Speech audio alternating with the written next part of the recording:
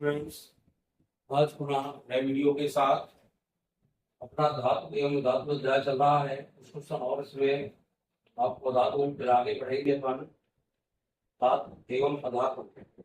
इसके लिए हम एक क्वेश्चन आपको बताने जा रहे हैं कि एल्युमिनियम की सक्रियता बढ़ती जाती है यदि इसको H1O3 में डुबाया जाता है। एल्युमिनियम एक धातु है। एल्युमिनियम की सक्रियता घटती जाती है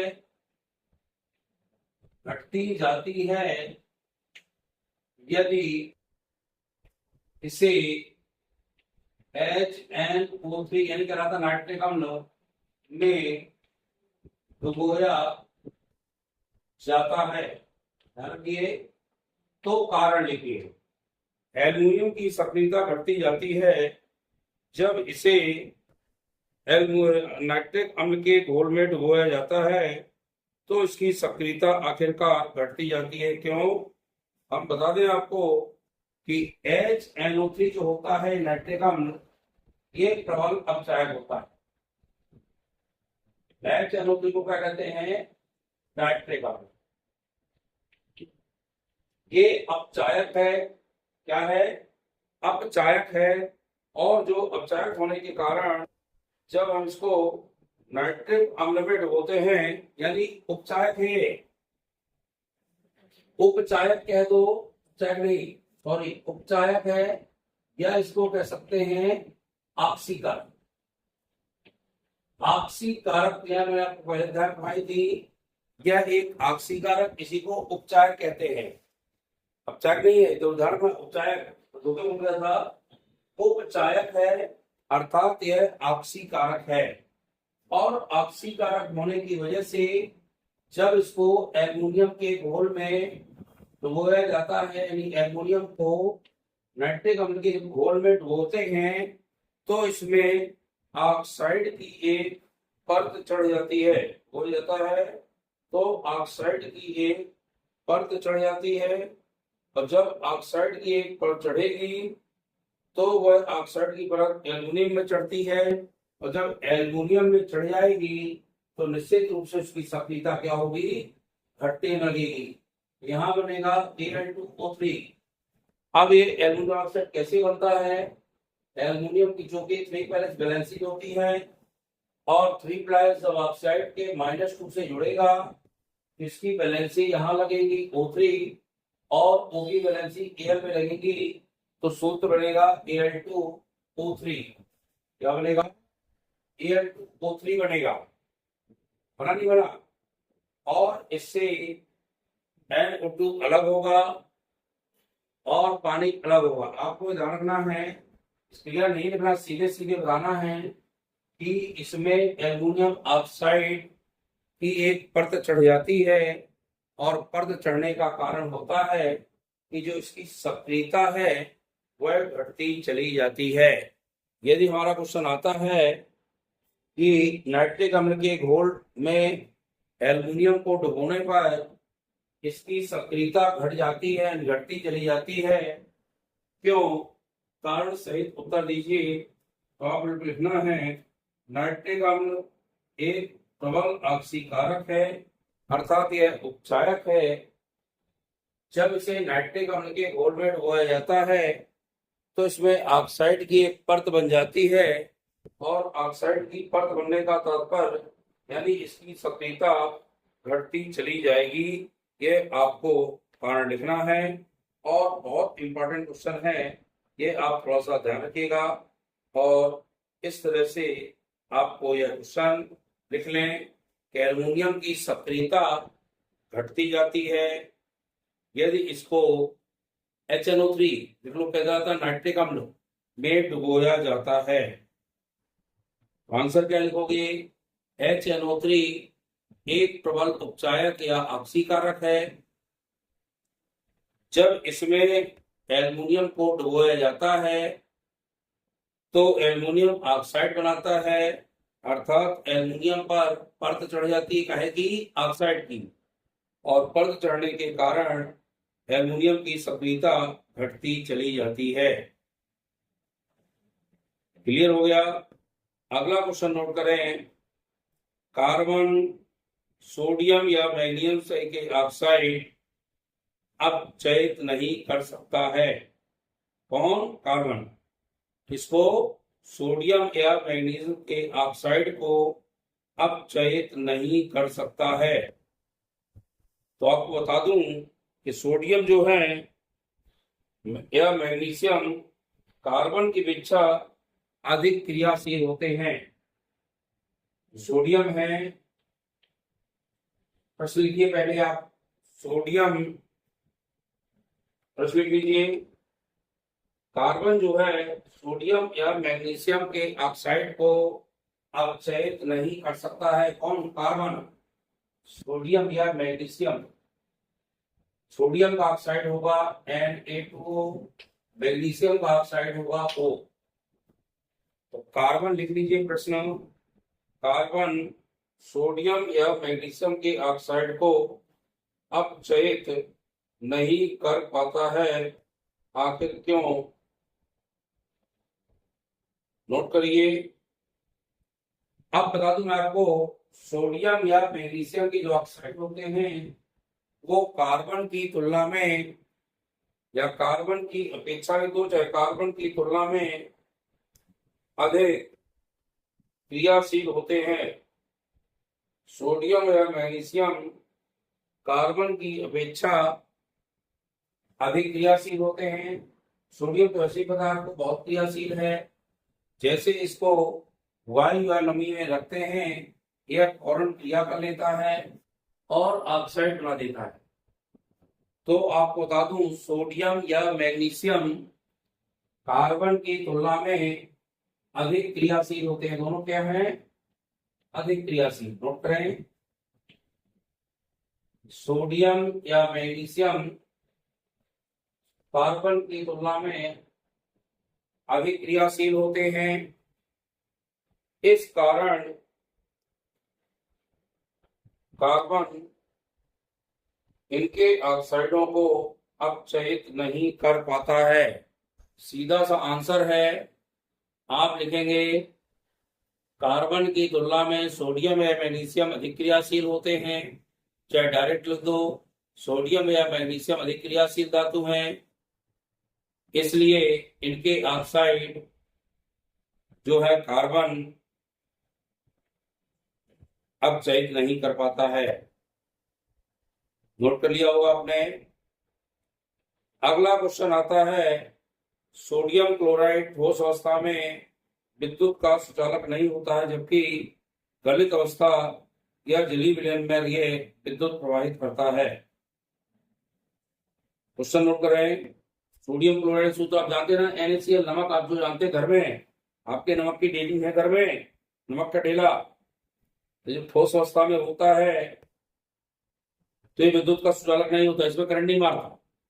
और इसी को हम यदि लिक्विड अवस्था में करते हैं, जलीय विलयन बनाते हैं इसका, तो इसमें विद्युत प्रवाहित होने लगती है। क्या होने लगती है? विद्युत प्रवाहित होने लगती है। ध्यान रखिएगा, क्या होने लगती है? विद्युत प्रवाहित होने लगती है। अब कैसे होता है ये थोड़ा ध्यान रखें। ठोस अवस्था में जो सोडियम क्लोराइड है वह आयनित नहीं होता है। यदि हम सोडियम क्लोराइड की बात करें, नमक कहलाता है ये। तो ये जो ठोस अवस्था में होता है, ठोस अवस्था में आयनित नहीं होता। लिख लीजिए इसको, सोडियम क्लोराइड ठोस अवस्था में आयनित नहीं होता है। आयनित का मतलब यह है सोडियम के आयन अलग और क्लोराइड के आयन अलग नहीं होते हैं। यानी ये नमक के जो अणु हैं, सोडियम का प्लस आयन और क्लोराइड का माइनस आयन, जब ये ठोस अवस्था में होते हैं तो ये आयनित नहीं होते हैं, जबकि जब इनको गलित अवस्था या इसका जलीय विलयन बनाते हैं तो ये सोडियम और क्लोराइड आयनों में, सोडियम एवं क्लोराइड आयनों में आयनित हो जाते हैं। क्या हो जाते हैं? आयनित हो जाते हैं। फिर ध्यान दीजिए, बिल्कुल सरल भाषा बता रहा हूं मैं आपको। सोडियम क्लोराइड जब ठोस अवस्था में होता है तो ये सोडियम एवं क्लोराइड के रूप में आयनित नहीं होते हैं, और जब यह गलित या जलीय विलयन इसका बना दिया जाता है तो सोडियम एवं क्लोराइड आयनों में यह आयनित हो जाता है। इन आयनों की उपस्थिति के कारण विद्युत प्रवाहित कर देता है। क्या कर देता है? विद्युत प्रवाहित करेगा। जब इसके आयन उत्पन्न हो जाएंगे, प्लस के और माइनस के आयन अलग अलग, कौन सी अवस्था में? गलित या जलीय विलयन में। जलीय विलयन समझ गया ना? सोडियम क्लोराइड का हम नमक का घोल बना लें और 2 इलेक्ट्रोड लगा दें प्लस और माइनस के, उससे तार को बांध दें तो इससे विद्युत धारा प्रवाहित हो जाएगी। क्या हो जाएगी? विद्युत धारा प्रवाहित हो जाएगी। तो सोडियम जो क्लोराइड होता है यह ठोस अवस्था में कभी भी विद्युत प्रवाहित नहीं करता, यानी इसमें करंट उत्पन्न नहीं होता है। जबकि यह जब गलित अवस्था या जलीय विलयन इसका बनाया जाता है तो इस विलयन में वह सोडियम के आयन और क्लोराइड के आयनों में टूट जाता है, आयनित हो जाता है। इससे गलित या जलीय विलयन में यह विद्युत प्रवाहित कर देता है और ठोस में नहीं करता। क्लियर हो गए सभी को? कि सोडियम क्लोराइड ठोस अवस्था में विद्युत का सुचालक नहीं होता, जबकि गलित या आयनित अवस्था में या जलीय अवस्था में यह विद्युत का प्रवाहित होता है। तो सीधे लिखेंगे, ठोस अवस्था में सोडियम क्लोराइड आयनित नहीं होता, जबकि गलित या जलीय विलयन के रूप में इसमें सोडियम आयन और क्लोराइड के आयन अलग अलग हो जाते हैं। इस कारण से इसमें विद्युत प्रवाहित होता है, और विद्युत धारा जब प्रवाहित होती है तो करंट उत्पन्न होगा। इसलिए कभी भी ठोस अवस्था में सोडियम क्लोराइड विद्युत का चालक नहीं होता, जबकि गलित या जलीय अवस्था में विद्युत का चालक होता है। सीधा सा आंसर है, सोडियम क्लोराइड के आयन विभाजित हो जाते हैं, उसमें आयन विभाजित नहीं होते और इसमें आयन विभाजित हो जाते हैं। सभी क्लियर? कोई दिक्कत हो बता दें आप लोग को। अगला क्वेश्चन है, आयरन की वस्तुएं यस्दीकृत की जाती हैं। ये मैं पहले ही बता चुका हूं। आयरन धातु जो होती है, आयरन मीन्स लोहा, आयरन धातु जैसे ही वायु या नमी के संपर्क में आती है, वायु या नमी के संपर्क में आने पर यह अम्लों में संधारित हो जाता है। इस कारण इससे जो बनी वस्तुएं हैं उन वस्तुओं में जिंक का लेपन करते हैं, यानी जिंक को पिघला करके उसमें डाल देते हैं और रोलर चला देते हैं, जिससे उसमें जिंक की एक परत चढ़ जाती है, जिसे हम जस्तीकरण या यस्दीकरण या यसद लेपन भी कहते हैं। यानी क्यों करते हैं इसको? क्योंकि जो आयरन की धातु होते हैं वो आर्द्रता एवं नमी के साथ तुरंत संचारित हो जाती हैं। जैसे इनको आर्द्रता या नमी मिलेगी या वायु की उपस्थिति में ये तुरंत संचारित होते हैं, यानी जंग लगना इनके प्रारंभ हो जाता है। इसी कारण लोहे की वस्तुओं में हम यस्दीकरण या यसद लेपन करते हैं। यसद लेपन कैसे किया जाता है ये बता चुका हूं आपको पहले। लोहे की वस्तुओं को सुखा करके उनमें हम जिंक को पिघला करके उसमें डाल देते हैं और रोलर चला देते हैं, जिससे जिंक की परत उसमें चढ़ जाती है, और जिंक की परत चढ़ना ही जस्तीकरण या यसद लेपन कहलाता है। यह ध्यान रखिएगा। इसलिए लोहे से बनी वस्तुओं में हम यस्दीकरण करते हैं। एक क्वेश्चन और जाने, धातुएं जैसे सोडियम हो, पोटेशियम, कैल्शियम, मैग्नीशियम कभी भी पृथ्वी में स्वतंत्र अवस्था में नहीं पाई जाती। तो सीधा सीधा इसका मतलब है ये सभी धातुएं अत्यधिक क्रियाशील होती हैं, तो फौरन वायु अग्नि से क्रिया कर लेती हैं। इस कारण इन धातुओं को कभी भी हम खुले में नहीं रखते हैं, और ये क्रियाशील होने के कारण ये स्वतंत्र अवस्था में उनको प्राप्त नहीं होती हैं। स्वतंत्र अवस्था प्राप्त क्यों नहीं होती? क्योंकि चाहे सोडियम हो, चाहे पोटेशियम हो, चाहे मैग्नीशियम हो, या कैल्शियम हो, ये सब क्या होती हैं, ये अत्यंत क्रियाशील धातुएं हैं और क्रियाशीलता के कारण इनको हम कभी भी स्वतंत्र अवस्था में नहीं रखते हैं। Sodium, potassium, calcium, magnesium, sodium, potassium, calcium और मैग्नीशियम, ये धातुएं स्वतंत्र अवस्था में नहीं पाई जाती। क्यों? क्योंकि अत्यंत क्रियाशील होती हैं और इनकी क्रियाशीलता के कारण ये कभी भी स्वतंत्र अवस्था में नहीं पाई जाती, अर्थात इन्हें घोड़े में किसी भी कंडीशन में नहीं रखा जाता। ये कुछ महत्वपूर्ण क्वेश्चन थे कारण वाले, जो मैंने 4-5 आपको बताए हैं। ये आपके क्वेश्चन इंपॉर्टेंट हैं, इनको निश्चित रूप से नोट कर लीजिएगा 5 क्वेश्चनों को, और परीक्षा के लिए इनकी तैयारी करके, क्योंकि कारण वाले क्वेश्चन भी परीक्षा में पूछे जाते हैं 3-3 नंबर में, 3 नंबर से कम कारण वाले क्वेश्चन नहीं आते। ये ध्यान रखिए, कारण कैसे लिखना है ये मैंने आपको पूरे कारण बताए हैं। आप लोगों को वीडियो अच्छा लगे तो लाइक शेयर करिएगा। नए स्टूडेंट जो जुड़े वो हमारे चैनल को सब्सक्राइब अवश्य करें। बहुत बहुत धन्यवाद।